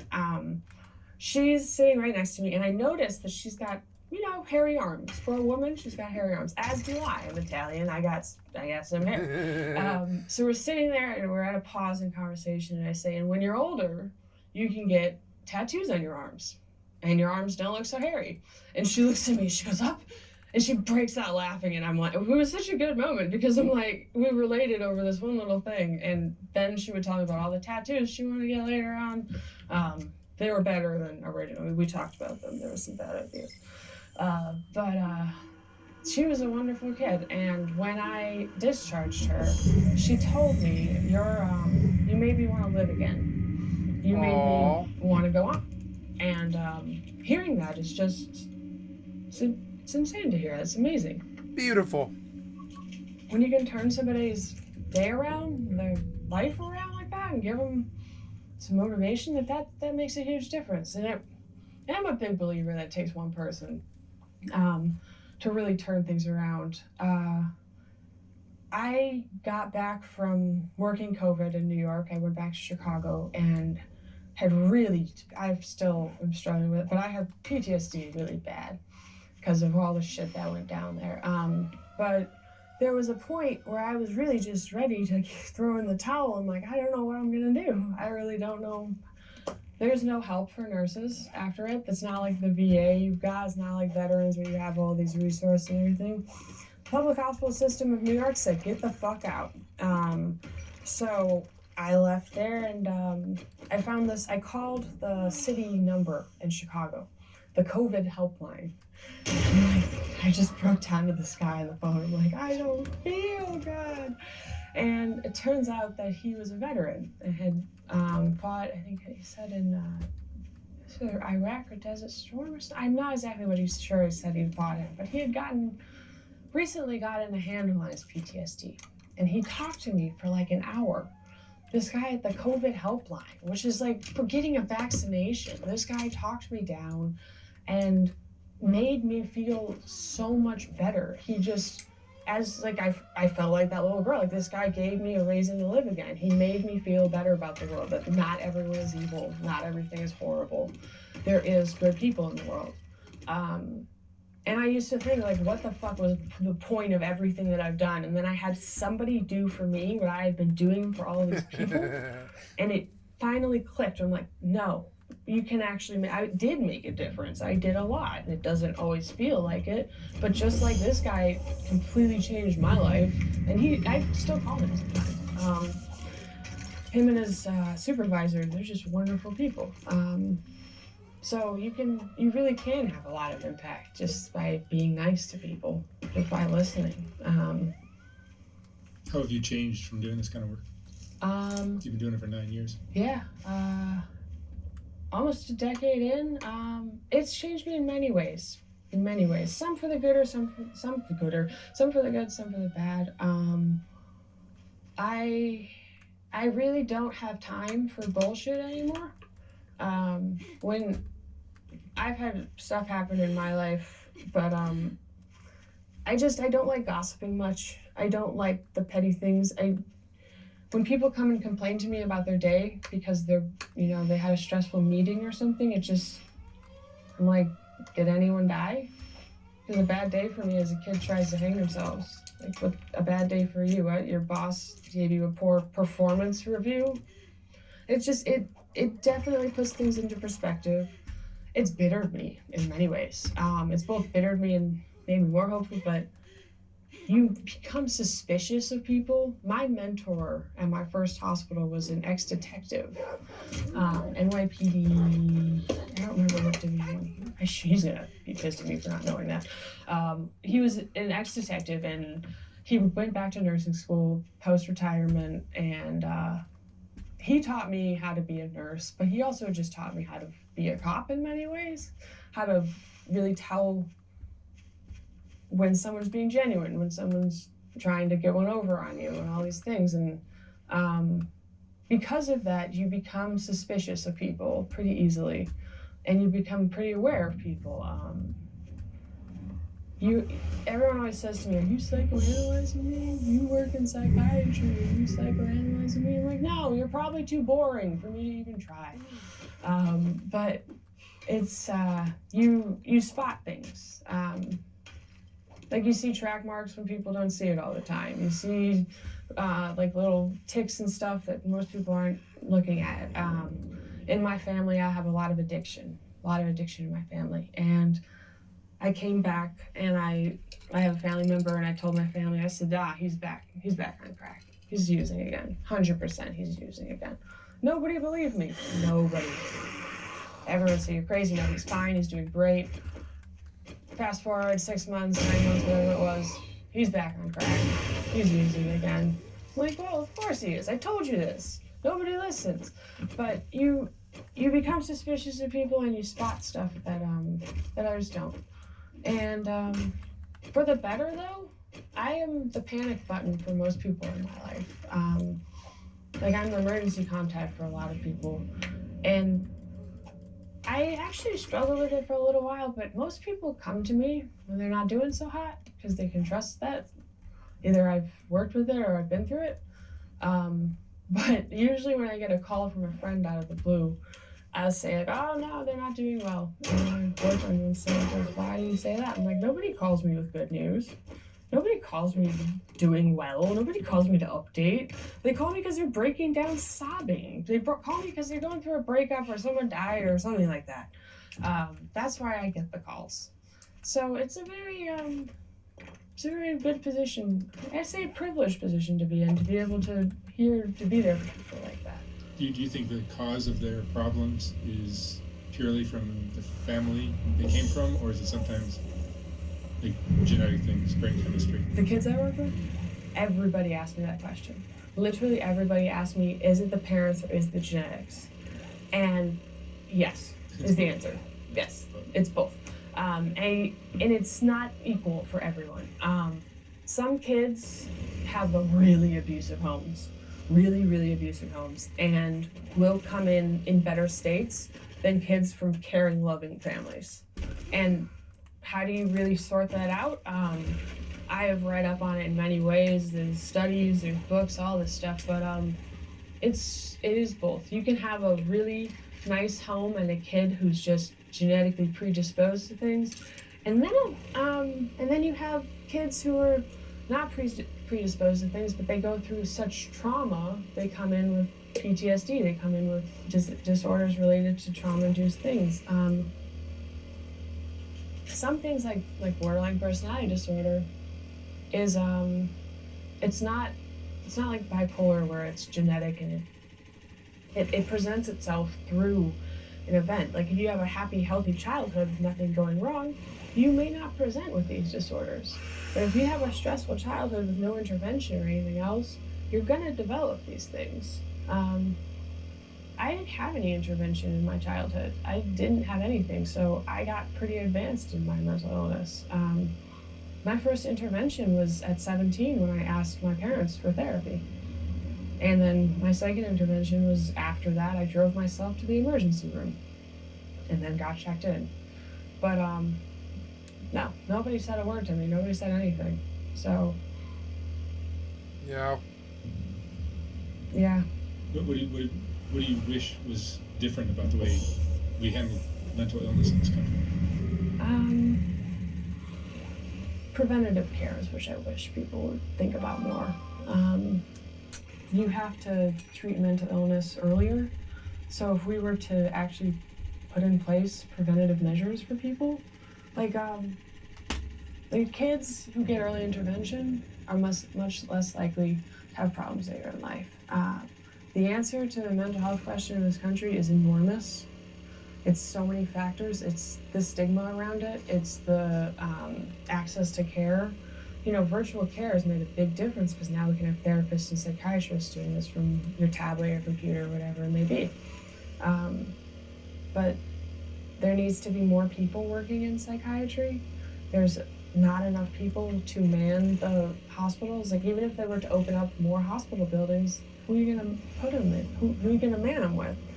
I remember here in New York, they were going to expand the criteria for admission to a hospital. Who is going to be there manning those beds?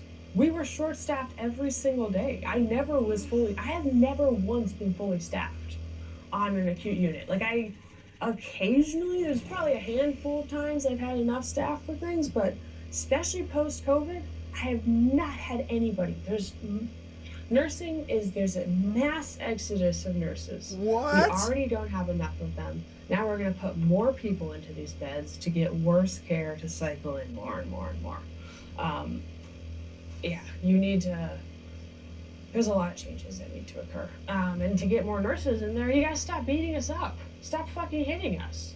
That's why no one wants to work in psychiatry, because we don't want to get fucking hurt anymore. You know how many times I've been attacked? I don't work inpatient hospital work anymore, even though it's my favorite job, because I'm tired of getting bit, smacked, insulted, attempted rapes, threats of rape, everything. It's disgusting what happens in there, and it's tolerated. You punch a bus driver, it's a felony. You punch a stripper, you're banned from the club. You deck a nurse, I get asked later on, what could I have done differently to prevent that situation? How is that anything? So nurses are leaving in mass numbers because there's no protection for us, and the little protection we do have is inadequate. And you have an influx of patients, so you have an impossible situation here. You can have as many psychiatrists as you want. They don't make up for the difference of all the nurses manning those units. You take away all the nurses from a hospital, it will immediately crumble. But we don't protect nurses right now. We don't seem to care. And do some of these people, kids or adults, end up just back on the streets? Most of them do. Most of the people you mentioned, most of the homeless people cycle in and out and in and out. It's the revolving door. We have, you call them frequent flyers, because they're constantly coming to the hospital. When I worked in Manhattan, there's a line of hospitals that they would go up. They would go 1, 2, 3, and then get admitted, discharged, admitted, discharged, admitted, discharged. And sometimes they'd have all the hospital bracelets on. They'd have like 6 or 7, and I would say, at least take those off before you come to the next hospital. I have to know which one to scan. And if they were given like medications for schizophrenia, they're not going to continue taking them when they're on the street. Yes. So a big, I did a temporary position at ACT, Assertive Community Treatment, something like that. I don't remember where all these letters are, but you have to be admitted a certain number of times to the hospital and have a certain number of issues, and then you get a team, which we should have for a lot of people. You have a housing coordinator, you have a nurse, a psychiatrist, and all these other things. And as those patients get what's called long-acting injectable medication. So you'll get your risperidone, like an antipsychotic, you'll get your, risperidone, Haldol, and then, I don't remember the name of the last one, but you get it, it's long-acting. They can last from 2 weeks to 3 months. Invega, that's it. Invega is the long-acting. That one goes up to 3 months. So I would carry all these syringes around because you can find them once a month, once every 2 months, whatever it may be. And I would carry probably 5, 6 of these boxes with all these medications in there. They were each like $8,000 a pop, those boxes. So when you have 5 $8,000 a pop boxes and you're walking around East New York, you're just like, please don't take my bag. These aren't the drugs you want. And then I would find the patients wherever they were at. Sometimes I would I'd do an injection like in a laundromat. It was just whatever you can get done. That was a hell of a time during community care. Another thing, community care is very dangerous. There's not many people who want to go work on the street. Like I I remember having someone pull a knife on me once in their apartment, and I had to book it the fuck out and call the cops. And I was alone. Like, when we send people into the community like that, you don't really understand the danger of it until you're doing it. Yeah, that's a whole nother subject. But do you see yourself continuing in this field? I don't see myself going back to bedside nursing anytime soon. I don't see any reason to get hurt anymore like that. I'm thinking about becoming a professor of nursing for psych because it's so necessary. So doing that, thinking about, but I'm actually not really sure what I'm doing right now. Making those decisions at the moment. All right, Clarice, thank you so much for sharing your story. I hope we, as a country, we do something about it. Yeah, me too. We certainly need it. Yeah. All right, thank you very much. She was really good.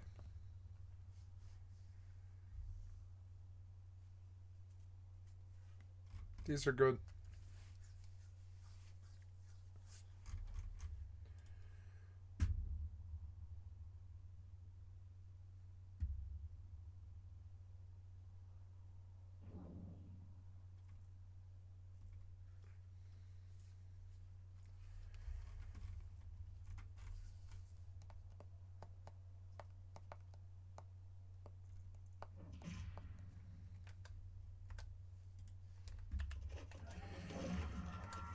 I'm gonna go try and get a coconut, but I mean, I don't know. I don't think I can. It's gonna be fucking annoying. I'm not gonna do any farming. I'm just gonna avoid any fighting and just go straight to the chest.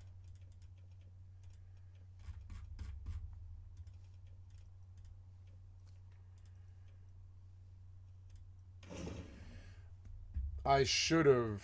I mean, I guess. Or no, I guess I can, like. I guess I can sub to this game and get my faction rep reward. But it's only for one character. I don't know. I don't really care. I got the hardcore character to 65, so...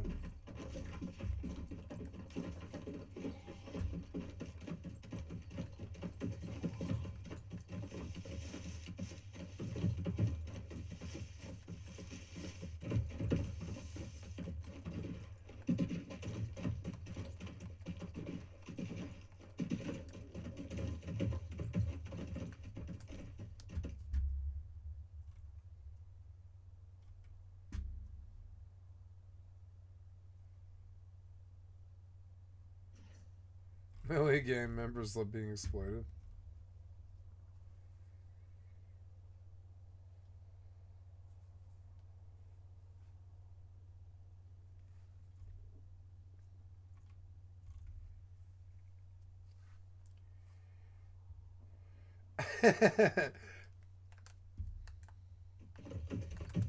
There is a lighthouse no matter where.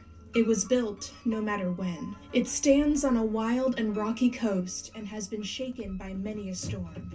It bears a red light, revolving at intervals of 35 seconds. Many a despairing heart has been cheered, and many a homesick soul made joyous, as the little red speck appeared in the horizon and told it that home was near, and the dangers of the voyage almost over. I've always been fascinated by lighthouses. One of the first Disney Channel original movies that I saw was The 13th Year, and it quickly became my favorite, not just because I'm obsessed with merpeople, but because it was filmed in my favorite LA lighthouse, the Point Fermin Lighthouse in San Pedro near the Port of Los Angeles. This city is quite literally the keystone of Los Angeles, the place that allowed the city to truly become what it is today. After all, to build a city in a land with very few trees, you had to import lumber. The ships carrying that lumber needed a harbor, and for ships to make it safely to shore along a rocky coast, you need, of course, a lighthouse. Point Fermin, the oldest lighthouse in Los Angeles, was built in 1874, 20 years after Phineas Banning, known as the father of the Los Angeles Harbor, petitioned for a lighthouse to be built. and LA needed a lighthouse badly. Throughout the 19th century, sailors would describe Los Angeles as isolated, dangerous, and unpredictable. Isolated, dangerous, and and were unpredictable. unusual for the time. Two women, the sisters Mary and Ella Smith. A lonely lighthouse being kept by two women made it an instant legend, a source of fascination for people all over the city. Point Furman was described in a poem by Haven Charles Hurst in 1908. In high lands fitted for a fairy palace, a lighthouse stands instead. The two sisters didn't keep the lighthouse for too long, though. As everyone who ever kept a lighthouse knows, it could be a deeply lonely and isolating job. They left service in the 1880s. And also like any other lighthouse, including the other two LA lighthouses, Point Furman is reportedly haunted. Some say that the spirit of its early keeper, Willie Austin, haunts these halls, mourning his lost wife after he died of a broken heart. Nearby Point Vicente Lighthouse has a similar story, where, after residents of the Palos Verdes Hill began moving in around the 50s, Palos they Verdes? reportedly saw the vision of a dancing woman whenever the light swung around towards the hill. This is, of course, not true. It was only an illusion created by the light itself mixed with the fog. And after a thick layer of opaque paint was added to the hill-facing part of the windows, the ghostly Lady of the Light was never seen again. There's a third lighthouse in LA, Angel's Gate, the Harbor Lighthouse. But we'll get back to Angel's Gate in a bit. Don't worry, I won't just be talking about LA, even though I definitely could. And obviously I will be touching on the movie The Lighthouse. How could I not? Today I want to take you on a brief and non-exhaustive journey through the modern lighthouse history and why lighthouses always seem to be haunted, and for that matter, why their keepers have a reputation for going mad.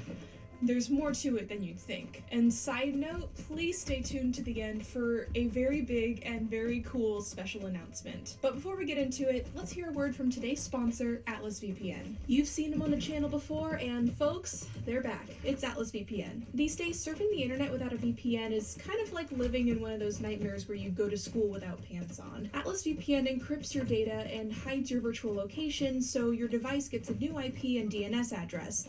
Internet traffic gets encrypted, sent off to the VPN server, and then decrypted and shipped off to its destination, keeping you safe and protected in whatever you're doing. So what else can you do with Atlas VPN? Well, you can stream at high speeds, protect an unlimited number of devices, block ads and malware, and of course, save money while online shopping, because then websites can't bump the prices based on your location, which was super helpful to me in the last month when I booked travel for a research trip. Also, Netflix, Amazon Prime, and Disney Plus all have geo-restrictions due to licensing rights. With Atlas VPN, you can bypass geo-restrictions and access your favorite content from across the world by simply changing your location to the country that has the content that you want to access. Atlas VPN works on any device and comes with a 30-day money-back guarantee, so you can try it out and see if you like it. Right now, Atlas VPN is running a huge discount. It means that you can get the 3-year subscription for just $1.39 a month with a 30-day money-back guarantee. Time is running out, so get your deal by clicking the link in the video description below, and you can start exploring the internet knowing that your privacy is protected.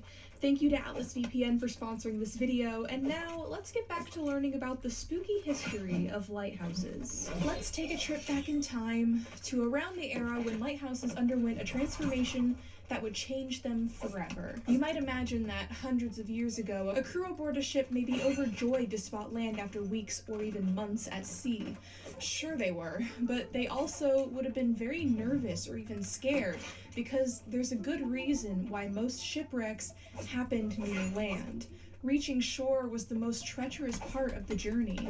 The coast could be filled with miles of invisible dangers, hidden rocks and reefs, and walls that could destroy a ship.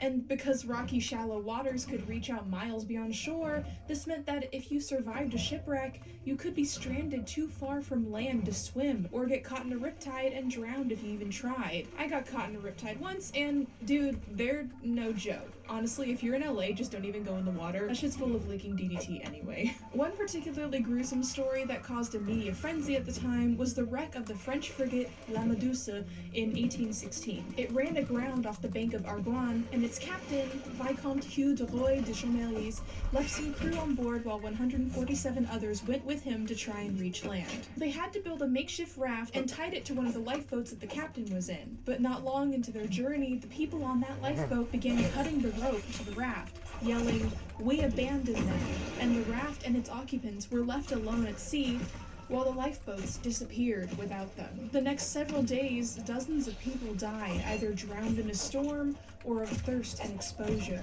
And then came the murder, and later the cannibalism. 2 weeks later, 15 men were left alive and were rescued by a passing brig. La Medusa's raft of few survivors was later immortalized in this famous painting, The Raft of the Medusa Higher eye by level. Theodore Géricault. Shipwreck stories were common Yeah. in those days, and were See it? often the topic of fiction such as Robinson Crusoe and Way Mystery higher Solving eye level. Robinson. 362 ships were recorded wrecked by Lloyds of London in 1816 alone, and over 100 French ships would disappear in just the English Channel every year. While lighthouses did exist then and have existed since ancient times, their light was not usually enough to be truly significant, nor were there nearly enough of them. This didn't change until around the same time as La Medusa's wreck and subsequent trial of its captain, when an engineer named Auguste Fresnel invented the very first Everybody that fights high eye freely level because they all stick around and play the game and only play the game. I don't do that. So every fucking target I fight is higher eye level, and I really don't like that. It's fucking annoying. It's one of the reasons why I like Rust and games like that, because they don't like fucking put this guy that much higher than me where I have to hit him 95 times to kill him or something like that. It's goddamn dumb fucking piece of shit ass dumb. They're fucking piece of shit ass dumb developer bullshit about fucking like bullet sponge and all that stupid shit. It was a good fight.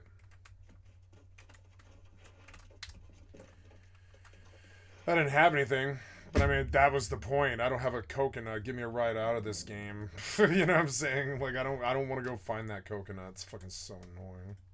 transform lighthouses into towers of light powerful enough to truly... Okay, guys, it has been 10 hours, and I am going to go to bed here. Thank you so much for your time. You have been watching Skycat Live. I'm a full-time variety gamer all day, every day. Put me on the background and click on the cast face to donate at skycat.live, my website, and come to my Twitch or my YouTube. And thank you for all the likes, subs, and follows and everything. Thank you so much. I am going to be playing some more video games tomorrow, and that'll be a Thursday. And I love you guys. Thank you for your time. And I will be posting this video, the whole session, to my YouTube channel today. And thank you for your time. I am going to stop the video here, and I will stop the stream in 30 seconds. And thank you for your time.